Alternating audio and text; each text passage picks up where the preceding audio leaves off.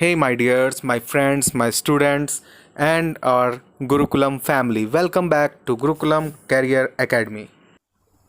Hello students, today I am going to teach you business studies of class 12 and our topic is limitations of planning. What is the means of limitations of planning? So limitations or what is the limitations of planning? So limitation of planning is the part of planning, chapter planning, and the planning is the functions of management, the primary function of management. So come to our part, that is limitations of planning. What is the means of limitation of planning? So limitation of planning means factors or difficulties in planning. Means when we make a plan or when a company or a firm or an organization makes a plan, after making the plan we follow the plan, and when we following that plan or when we are going to make a plan, so plan create some limitations or create some difficulties, or that plan gives any result in a negative manner, that means the limitations of planning. Okay, so planning is a very good some are the advantages of planning, but there are some limitations or some disadvantages of planning. Yes, you can see the disadvantages to the limitations of planning. So we feel that this part of the plan gives a negative result to us, so that is the limitations of planning. So student, come to the topic. So next move to the topics, that is what are the limitations of planning. So planning creates rigidity, that means inflexibility. Planning does not work in a dynamic environment. Planning reduces creativity. Planning involves huge cost. Planning is a time consuming process, and planning does not guarantee success. So first point is planning creates rigidity. अब इसका क्या मतलब हो गया students? Planning creates rigidity means inflexibility. सबसे main point तो यही है कि planning is rigidity means this is a keyword that means inflexibility. What is the means of inflexibility? So just simple सा एग्जांपल कि I have this marker. So this when I'm going to bend this marker, if this possible? No, this is not possible. अगर मैं इस marker को bend करना चाहूं तो क्या ये मार्कर बेंड हो सकता है? नहीं student, this is not possible. Means this is inflexible. Okay, it means this is inflexible. Means कि हम जब भी प्लानिंग में कोई चीज ऐसा क्रिएट करते हैं, कुछ प्लानिंग करते हैं, और उस प्लानिंग में कभी कुछ चेंजेस अगर हमें करना होता है, तो एट द मोमेंट वो हम चेंज कभी नहीं, बाद में हम कर पाएंगे, कभी बाद में उसको फ्यूचर में देखेंगे, करने की कोशिश करते करते करते तब जाके होगा, पॉसिबल हो जाएगा, बट एट द मोमेंट वो पॉसिबल नहीं होता है. तो रिजिड हो जाता है, यानी कि फिक्स हो जाता है, स्टक हो जाता है किसी एक चीज पे, वो हमारा हो जाता है planning creates rigidity. Means rigidity. अब आपको एक एग्जांपल छोटा सा बताता हूं, छोटा सा एक एग्जांपल देंगे आपको, उससे प्लानिंग क्रिएट्स रिजिडिटी समझ में आ जाएगी. सो स्टूडेंट्स, अगर मान लीजिए हम एक बिजनेसमैन हैं, we are businessman and we want to produce anything or when we want to manufacture anything. हम किसी चीज को खरीदना चाह रहे हैं, सॉरी, हम किसी चीज को बनाना चाह रहे हैं, मैन्युफैक्चरिंग करना चाह रहे हैं, तो क्या करना पड़ेगा? We just buy the machinery. Okay, हमने एक मशीनरी ले ली. मशीनरी कितने की ले ली स्टूडेंट्स? मशीनरी ले ली हमने मान लो 50 लाख की. देखो बड़े बड़े अमाउंट्स लेके चलेंगे, we are the student of commerce, तो इतने छोटे छोटे, ये सब छोटे छोटे अमाउंट्स, अभी और बड़े बड़े अमाउंट्स मिलेंगे. सो मशीनरी 50 लाख की ले ली. लेबर मान लीजिए, लेबर हमने लगाया, इस पे लेबर हमारा इंट्रोड्यूस हो रहा है 10 to 20 लेबर्स. तो 10 to 20 लेबर्स हमारे पड़ गए एटलीस्ट समझ लीजिए 20 लाख के अप्रोक्स.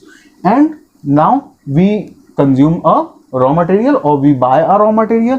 तो रॉ मटेरियल, सो देखते जाइएगा. रॉ मटेरियल हमने मशीनरी लिया 50 लाख, लेबर लिया 10 to 20, मशीनरी एक लिया और 20 to 20 लेबर्स हमारे 20 लाख के.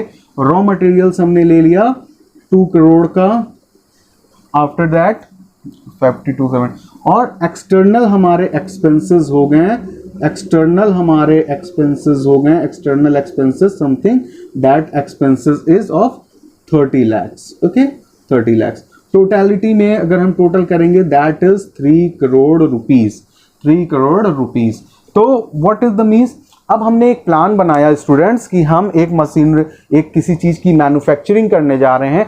उस मैन्युफैक्चरिंग में हमने मशीनरी लगा ली 50 lakhs की, लेबर ले लिया 10 to 20 lakhs का, रॉ मटेरियल कर लिया 22 करोड़ का, और एक्सटर्नल कुछ उसको एक्सपेंस करने में, सेलिंग करने में, उसकी एडवर्टीजमेंट में अप्रॉक्स हमारा खर्चा हो गया 30 lakhs का और 3 करोड़ का एक्सपेंसेस। तो अब यहाँ पे हमें करना क्या है, अब हम क्या करेंगे इसको स्टूडेंट्स, हम इसको सेल आउट करेंगे ना। तो सेल आउट कितने में करेंगे, सेल आउट करेंगे एटलीस्ट 4 करोड़ रुपीज में, कम से कम मीन्स, या इससे 3 करोड़ से ज़्यादा। मान लीजिए कि हमने 4 करोड़ की सेलिंग का एक प्लान बनाया, परफेक्ट प्लान बनाया कि हम 4 करोड़ की सेलिंग करेंगे, इससे रिकवरी हो जाएगी हमारे 3 करोड़ की, and we get a 1 crore of profit. हमें इतने 1 करोड़ रुपीज का प्रॉफिट जनरेट हो जाएगा। बट स्टूडेंट्स वहाँ पे एक हमारे दिमाग में, एक हमारा कोई लेबर, हमारा कोई वर्कर था, मैनेजर था, या हमारे खुद के दिमाग में एक कुछ प्रोसेस पता चला। एक जानते हो ना आप कि टेक्नोलॉजीज़ कितनी तेज़ी से चेंज होती हैं, एनवायरनमेंट में भी बहुत सारी पॉलिसीज़ चेंज होती हैं, टेक्नोलॉजीज़ चेंज होती हैं। तो चेंजिंग टेक्नोलॉजीज़ के होने की वजह से, पॉलिसीज़ के होने की वजह से हमें एक बात पता चली, we know a thing that कि अगर हम कुछ चेंज कर दें इसमें तो we get a 7 crore of sale, हमें 7 करोड़ का सेल मिलेगा। इट मीन्स 7 करोड़ का sale means we are just doing a 1 crore of profit, but now we get a 4 crore of profit. But student, this is not possible to just frequently change that plan. क्यों? क्योंकि हमने उस plan के लिए, इस 4 करोड़ को earn करने के लिए हमने मशीनरी पे प्लान किया, हमने लेबर्स पे प्लान किया, हमने रॉ मटेरियल्स पे प्लान किया, हमने अपने एक्सटर्नल एक्सपेंसेस पे प्लान किया, तमाम सारी चीज़ों पे हमने प्लान किया है। अब अगर हम इसमें चेंज करना चाहेंगे तो एक छोटा सा स्टेप चेंज करके हम इस 7 करोड़ पे नहीं पहुंच पाएंगे। इसके लिए एक बहुत बड़ा पार्ट हमें चेंज करना पड़ेगा। We have to change a big part, और उस बिग पार्ट को चेंज करने के लिए हमें पूरी की पूरी प्लानिंग, अपनी जो प्लानिंग हमने यहाँ से ये जितनी भी प्लानिंग, प्रोसेस बाय प्रोसेस कोई भी प्लानिंग हमने की है, उसमें से हमें पूरी की पूरी प्लानिंग को अपने बदलना पड़ेगा, and that is not possible. अगर आप उस चीज़ को करने जाएंगे तो आपकी 7 करोड़ के प्रॉफिट की जगह पे आपको जो ये 1 करोड़ का प्रॉफिट हो रहा था, मीन्स 7 करोड़ के जो लॉस है, इसकी जगह 7 करोड़ का जो सेलिंग है आपका, इस सेलिंग की जगह पे आप लॉस में आ जाएंगे। क्यों? क्योंकि आपको पूरा का पूरा प्लान चेंज करना पड़ेगा। हो सकता है आपको मशीनरी सेल करके दूसरी मशीनरी लेनी पड़े, या दूसरी मशीनरी लानी पड़े, तो इस फर्स्ट मशीनरी का क्या होगा? तो ये आपका हो गया प्लानिंग इज रिजिडिटी, यानी कि ये इनफ्लेक्सिबल हो गया। प्लानिंग जो है वो इनफ्लेक्सिबिलिटी हो जाती है क्योंकि हम इसमें स्टक हो गए हैं। अब हम जानते तो हैं कि 7 करोड़ का प्रॉफिट हो सकता है या 7 करोड़ का सेलिंग हो सकता है, but we can't do anything in that just a movement. So planning is rigidity. So students, I think so कि आपको समझ में आया होगा। So come on, move to the next topic. Planning does not work in a dynamic environment, means कि अब यहां तो सब समझ में आ रहा है। डायनामिक इन्वायरमेंट क्या है? डायनामिक मीन्स गतिशील, यानी हमेशा गति में रहता है, चेंज होते रहता है, चेंजिंग इन्वायरमेंट इसको कह लीजिए। तो प्लानिंग क्या है स्टूडेंट्स? प्लानिंग जो है आपका डायनामिक मीन्स डायनामिक कंडीशन पे नहीं वर्क करता है। इसका बहुत अच्छा सा हम एग्जांपल आपको दे सकते हैं, जैसे कि करंट सिचुएशन ले लो। इसमें क्या होता है कि हमारा दिमाग, ब्रेन काम करता है, लेकिन हम उसको ज़्यादा काम करवाते नहीं हैं। हमने कोई प्लानिंग बनाया तो हम थर्ड, आपको पता है ना 3 डायमेंशन होते हैं जिसमें हम लोग रहते हैं। तो उस 3 डायमेंशन में मान लो हमने 3 चीज़ों को सोचा कि हम ऐसे काम करेंगे, मीन्स कि हम इस पाथ पे जाएंगे, अगर यहाँ पे कोई ब्लॉकेज या कोई दिक्कत मिलेगी तो हम वहाँ से रिटर्न होकर या दूसरा रास्ता ले लेंगे, फिर दूसरे से तीसरा, तीसरे के बाद हम सोच नहीं पाते हैं, हम देख नहीं पाते हैं। तो वो आपने 3, लेकिन कभी कभी क्या होता है कि उन तीनों के अलावा कोई एक ऐसी कंडीशन, एक ऐसी सिचुएशन आ जाती है, यानी एनवायरनमेंट में कुछ ऐसा चेंज, ऐसी डायनामिक चीज़ हो जाती है जिसका के बारे में आपने कभी सोचा ही नहीं था। लाइक नाउ अ डेज कोविड-19, तो इस कोविड-19 इस पेंडेमिक की कंडीशन को, सिचुएशन को किसी ने सोच के रखा ही नहीं था। अब इसमें न जाने कितनी कंपनीज होंगी, कितने सिस्टम्स होंगे जिन्होंने अपनी प्लानिंग आगे की, फ्यूचर की करके रखी थी कि इन दिस फाइनेंशियल ईयर हम ये चीज़ करेंगे, in this financial year we do this thing, we go to the high of the sky. But क्या हुआ, सारी की सारी चीज़ें ठप हो गई। क्यों? क्योंकि कोविड-19 के जैसा हमारे दिमाग में कोई चीज़ कभी आया ही नहीं था। तो ये पेंडेमिक की सिचुएशन है, ये डायनामिक जो अचानक से ये सिचुएशन चेंज हो जाती है, उसके लिए हमारे पास प्लान के लिए कोई चीज़ बचता नहीं है। तो हम वहाँ पे फेलियर हो जाते हैं, फेल हो जाते हैं।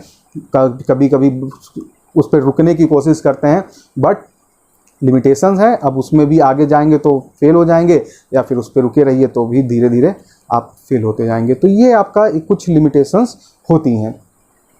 फिर नेक्स्ट आ जाइए, प्लानिंग रिड्यूसेस क्रिएटिविटी। अब ये क्या है? Planning reduces creativity. Students, planning जो है ये आपकी क्रिएटिविटी को ख़त्म कर देता है। आपकी मीन्स कि किसी की भी प्लानिंग की क्रिएटिविटी को ख़त्म कर देता है। अब कैसे कर देता है भाई? सर कैसे करेगा?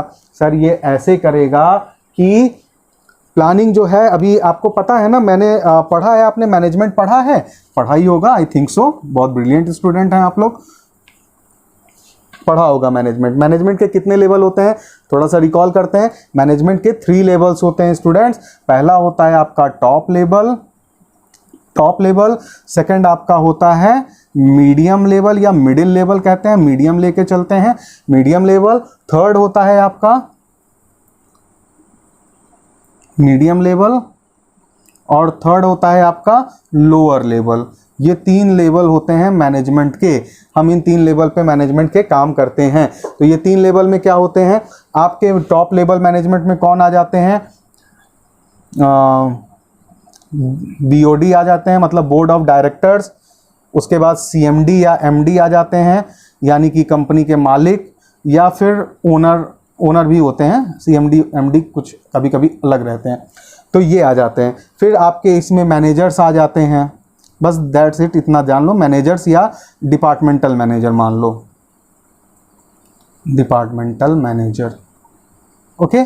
और उसके बाद लोअर में आ जाते हैं आपके सुपरवाइजर्स हो गए, एंड आप एक ले लो फोरमैन, तो फोरमैन हो गए। अब देखो, ये आपका लेवल ऑफ मैनेजमेंट हो गया। क्या हो गया लेवल ऑफ मैनेजमेंट में? Top level management, lower level management, और आपका हो गया मीडियम लेवल मैनेजमेंट। अब इस लेवल के मैनेजमेंट में ये जो देखो BOD हैं, यानी बोर्ड ऑफ डायरेक्टर्स हैं, ओनर्स हैं, MD CMD हैं, इनका क्या काम है? यही तो कंपनी को बनाते हैं ना, यही कंपनी को बनाते हैं। इनका एक ऑब्जेक्टिव होता है कि हमें कंपनी को हाई लेवल पे लेके जाना है, हमें टॉप पे जाना है। तो उसके लिए ये प्लान बनाते हैं। जो कंपनी पे रहते हैं ये हमारे प्लान को बनाते हैं, प्लान मेकर होते हैं। हम जो होते हैं, मतलब हमारे का मतलब जो होते हैं मीडियम लेवल के, वो होते हैं प्लान के एग्जीक्यूटर। वो इस प्लान को यहाँ से यहाँ डिलीवर करते हैं। फिर हम यहाँ पे मीडियम लेवल पे इस प्लान को एग्जीक्यूट करते हैं, यानी कि इसको आगे बढ़ाने का काम करते हैं। फिर लोअर लेवल पे मैनेजमेंट पे आके वही प्लान को वर्क किया जाता है, यानी इसको एक तरह प्रोसेसिंग लेवल कह लो या वर्किंग लेवल कह लो, उस काम के ऊपर वर्क किया जाता है। अब यहाँ पे क्या हो गया स्टूडेंट्स कि जब आपका प्लान टॉप लेवल मैनेजमेंट पे बना तो उसमें उन्होंने कुछ सोच के किया होगा। अब मान लो एक एग्जांपल ले लो, किसी ने एक छोटा सा प्लांट इस्टेब्लिश किया, वहाँ पे 2 मशीनरी रखी और 10 पीपल्स को वर्किंग करवा रहे हैं, ओके। उनका प्लान के अकॉर्डिंग वो काम कर रहे हैं। अब यहाँ पे क्या हुआ, आप वहाँ पे काम को कर रहे हो, तो यहाँ पे क्या हुआ स्टूडेंट, हम काम को करते चले जा रहे हैं, और काम को करते करते एक ऐसा हमारे पास वर्कर, मान लीजिए एक ऐसा वर्कर आ गया कि जो हमारे एक मैनेजर है, उस मैनेजर के साथ बैठा, देख रहा है, बोला साहब ऐसा क्यों नहीं करते हैं हम कि हम एक जो मशीनरी है इसको कम करें, यानी उस मशीनरी को ना करें, और उसके बाद वर्कर को, जो लेबर्स हैं हमारे पास, उनको 10 की जगह 15 लेबर कर दें। तो अभी जो अगर हम 2 मशीनरीज के साथ, हम सर 2 मशीन और 10 लेबर के साथ साहब हम 500 प्रोडक्ट्स जो है प्रोड्यूस करते हैं डेली, और हमने, मेरा कैलकुलेशन सर कह रहा है, क्योंकि मैंने बहुत जगह काम किया है सर, बहुत कंपनी में काम किया है, मेरा कंडीशन ये कह रहा है कि हम यहाँ पे सर मशीनरी को कर दें 1, लेबर को कर दें 15, तो हम अभी भी 500 पे ही रहेंगे और हमारा पैसा बच जाएगा, या फिर हम सर 500 से 700 पे पहुँच सकते हैं, एक मशीनरी हमको कम ही करनी पड़ेगी। तो अब वहाँ पे उस बंदे ने, उस पर्सन ने अपनी क्रिएटिविटी को दिखाया, बट अब क्रिएटिविटी को तो दिखा दिया, लेकिन वो एग्जीक्यूट होगा नहीं, एग्जीक्यूट होगा। वहाँ पे प्लानिंग कहाँ गया, प्लानिंग रिड्यूसेस क्रिएटिविटी, वो आपकी क्रिएटिविटी को ख़त्म इसलिए कर देता है कि अब आप उस पर कुछ नहीं कर सकते, चाह के भी, या जाओगे तो फिर वही लिमिटेशंस के बाद जब बाहर जाओगे तो लॉसेज उठाने पड़ेंगे आपको।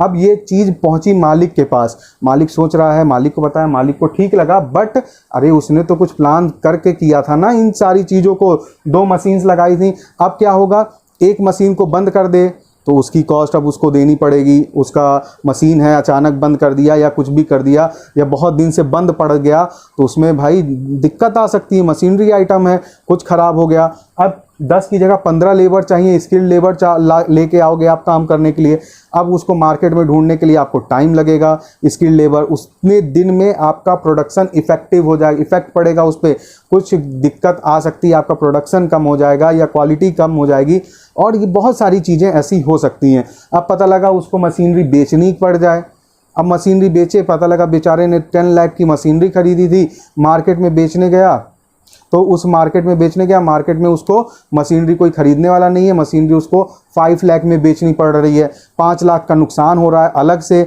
उसके बाद 5 लेबर और उसका लग जा रहे हैं, तो उन 5 लेबर में उसका पैसा और लग जा रहा है। तो सारी की सारी कंडीशंस को उसने एज्यूम किया, फिर कह रहा है भैया जो है जैसा है वैसा चलने दो, 2 मशीनरी और 10 लेबर, कभी आगे देखेंगे या फिर आगे कर सकते हैं, अब अभी से प्लान बनाते हैं तो आगे इसको कर सकते हैं, लेकिन अभी हम नहीं कर सकते हैं। तो इस कंडीशन में क्या हुआ, क्रिएटिविटी आपकी धरी की धरी रह गई, यानी क्रिएटिविटी आप नहीं कर सकते हो। प्लान यहाँ पे इसको ऐसे भी रिलेट कर सकते हो स्टूडेंट्स कि आप रिजिड, यहाँ पे आप रिजिड हो गए, फंस गए हो, और आप अगर यहाँ से मूव करोगे तो आपको कोई ना कोई दिक्कत का सामना करना पड़ेगा। अब आइए हम लोग नेक्स्ट पे चलते हैं। Planning involves huge cost and planning is a time consuming process. हम दोनों एग्जाम्पल को एक साथ देखते हैं, देखिए कैसे।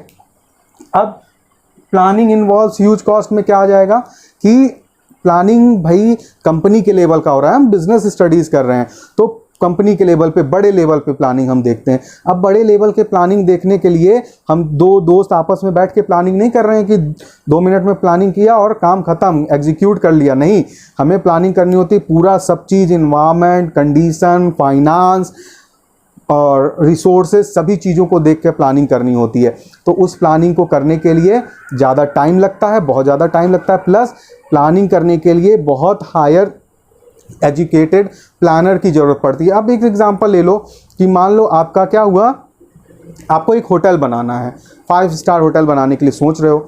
अब आपने 5 स्टार होटल बनाने के लिए सोचा तो उसके लिए आपने क्या किया, एक आप मिले, किससे, कौन बनाएगा, आर्किटेक्ट, तो आप आर्किटेक्ट से मिले। अब आर्किटेक्ट आपके पास आएगा, वो आपने 4 जगह लैंड देख के रखी है, अब वो जाएगा। अब भाई बिल्डिंग बनाने में ये भी देखना पड़ता है कि वो लैंड पे जिस पे हम बिल्डिंग बना रहे हैं वो लैंड उस मास को, उस भार को झेल पाएगी कि नहीं। अब वो सब आर्किटेक्ट देखेंगे, अब आप तो कर नहीं पाओगे, उसका वो बहुत ज़्यादा चार्ज करते हैं, पूरा होटल बनाएगा, उसका आर्किटेक्चर, उसका ढांचा बनाएगा, प्लानिंग करेगा, उसके लिए आपको ज़्यादा ह्यूज कॉस्ट वो लेगा। तो अब वहाँ पे क्या हुआ, एक तो होटल बनाने के लिए आपको प्रोसेस चाहिए। अब होटल कोई ऐसी चुटकी बना के चीज़ तो है नहीं कि चुटकी बजाया, स्नैप किया और होटल बन के तैयार। तो आपको क्या करना होगा, उस पर टाइम देना पड़ेगा, बहुत ज़्यादा टाइम लगेगा, साल, 2 साल, 3 साल। उसके बाद प्लानिंग इन्वॉल्व्स ह्यूज कॉस्ट। अब इसमें आपको क्या करना पड़ेगा, प्लानर को देना पड़ेगा, तमाम तरह की चीज़ें होंगी, लैंड कंज्यूमिंग, आपको लैंड के लिए भी प्लानिंग करना पड़ेगा, कहाँ पे लें, कैसे लें, क्या करें, इन सब चीज़ों के लिए आपको करना पड़ेगा। तो ये आपका हो गया ह्यूज कॉस्ट। और उसके बाद आया आपका टाइम कंजम्पशन। अब इसमें क्या है, अब मान लो आपका वो ख़त्म हो गया वहाँ पे, यानी कि आपका होटल बन के तैयार हो गया, बट वो होटल क्या, आपका एक स्ट्रक्चर, बाहरी ढांचा बन के तैयार हुआ।